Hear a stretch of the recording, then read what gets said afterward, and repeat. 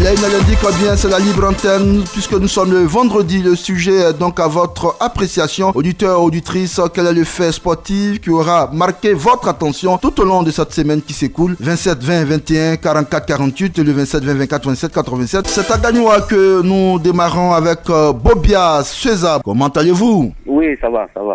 Dieu merci, nous vous écoutons. Moi, il y a deux faits que je retiens. La défaite du Cameroun et la défaite de l'Espagne. Oui. C'est deux faits-là qui m'ont marqué. D'accord. Okay. Merci à vous. Billet Jules l'appelle de Adiaké. Adiaké, c'est dans le sud de Comoé. Nous vous écoutons. Ce qui m'a marqué cette semaine, c'est la RTI concernant le match de la Côte d'Ivoire-Comore. Franchement, on n'a pas vu le match sur la radio Côte d'Ivoire ni sur la télé. La RTI n'a pas pu envoyer un journaliste pour nous diffuser le match. Même au niveau de la radio, si on envoyait même un journaliste, on pouvait même écouter la radio sans même regarder les images. Mais malheureusement, aucun journaliste ne s'est déplacé. Franchement, moi je donne un carton rouge à la RTI parce que c'est dommage. On ne peut pas toujours prendre les images au niveau de la France pour nous faire montrer. Pourtant, si un journaliste partait au niveau de la radio, si on n'avait pas eu les images, ça pouvait nous aider même à écouter le match pour pouvoir vivre la sensation du match. Mais malheureusement, on n'a même pas vu le match à la télé. On a tout fait, mais on n'a pas pu voir le match de la Côte d'Ivoire. Franchement, moi, je donne un carton rouge à la radio et à la télé. Merci à vous, Billy et Jules. Nous vous présentons encore une fois toutes nos excuses. On reste toujours dans le sud de Comoé. Nassa Daouda, depuis Aboissou. Et nous vous écoutons. Je suis Nassa Daouda, dit Boukande. Je vous appelle Biané à Kakro, à Aboissou. Oui. Bon, le fait qui m'a marqué dans la semaine, c'est incontestablement la qualification des États de Burkina Faso pour la CAN Côte d'Ivoire 2024. Vous savez, une CAN en Côte d'Ivoire sans les étalons, vraiment, c'est pas possible, dans la mesure où les étalons jouent comme s'ils étaient à domicile. C'est ça. Le deuxième fait qui m'a marqué, c'est la chute des milieux indomptables du Cameroun face à la Namibie. Donc, ça a été vraiment une surprise. Hein. Vous savez, une équipe namibienne qui, à mon avis, n'est pas aussi le coup de guerre qui tombe le grand lieu, le lieu indomptable du Cameroun. Vraiment, ça a été vraiment une surprise pour moi. Vraiment, ce qui m'a marqué durant toute cette semaine-là. D'accord. Merci à vous, Nassa Daouda, depuis Aboissou. La liaison n'est pas très bonne entre Aboissou et le studio B de la maison de la radio diffusion, mais on a pu saisir l'essentiel de votre intervention, la qualification des étalons du Burkina Faso avant thème des éliminatoires de la CAN 2023 prévue en janvier 2024 en Côte d'Ivoire, et puis la défaite du Cameroun à Windhoek, c'est en Namibie, face donc à la sélection nationale de la Namibie. Nous y allons avec nos experts. Le premier à intervenir, Choualio Diomandé. Quel est le fait sportif qui aura retenu votre attention?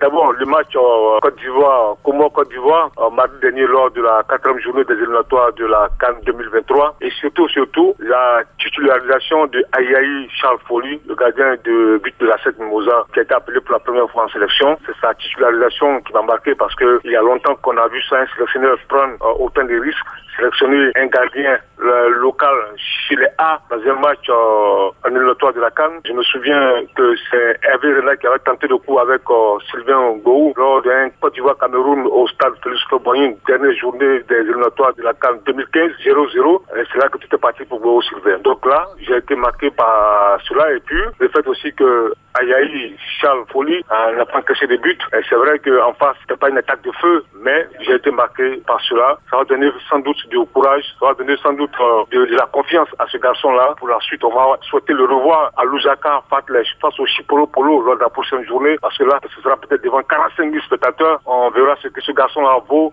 réellement. D'accord. Alors, ne quittez pas, Chalio. On retrouve Lassina Traoré, le coach Lassina Traoré, ancien footballeur. Et vous, très bien. Quel est le fait sportif qui retient votre attention? Moi, j'ai été marqué par deux faits. Surtout le discours du sélectionneur marocain Regragui, qui est lors de son match amical, après son match amical contre le Brésil, où le Maroc a battu cette équipe 2-1. Regragui a affirmé haut et fort que le Maroc serait favori à la prochaine CAN en Côte d'Ivoire. Et je pense que quand même c'est très rare de voir un sélectionneur faire une telle déclaration qui met vraiment la nation marocaine sous pression. Et c'est vrai aussi que moi je ne suis pas un fan du foot marocain, mais j'aime bien la méthode de motivation. Surtout que le Maroc, il y a longtemps qu'elle n'a pas remporté ce trophée. Elle veut remporter ce trophée et amener ses joueurs à se sublimer, comme lors de la dernière Coupe du Monde où le Maroc est sorti avec un résultat vraiment XXL. Et donc, c'est dit déjà que le Maroc est déjà lancé à la CAN ivoirienne. Les Ivoiriens sont déjà avec. D'accord. Alors, Choualio Diomandé, autre fait à noter avec vous? C'est hier la déclaration de la Confédération africaine de football qui a lancé, si on veut dire, la Coupe d'Afrique des Nations avec les dates qui sont officiellement connues.